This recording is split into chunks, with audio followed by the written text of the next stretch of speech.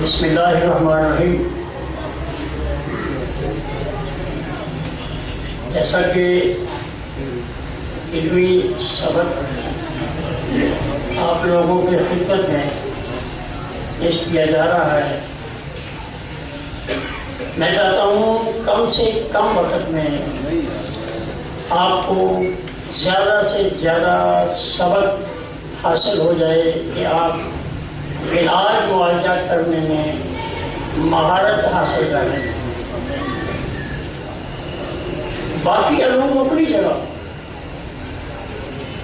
एक किश्ती में एक पड़ास पर सफर कर रहा था, तो उसने किश्ती वाले से पूछा, बाबा जी आपकी कितनी उम्र है? उसने कहा 70-80 साल।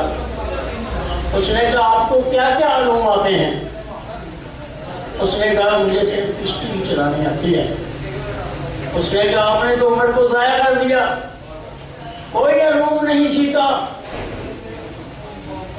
कुछ देर के बाद उस बात पे बाबा जी खामोश हो गए।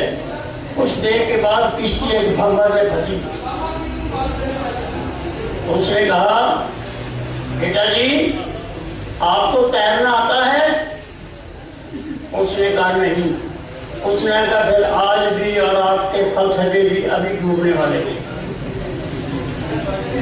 दूसरे अल्लूम अर्दियात, फल्कियात, नजूम, कितने अल्लूम हैं, वो जिसका जी चाहे वो सीखे, लेकिन जो तबीब है वो इलाज मुआवजा जरूर सीखे।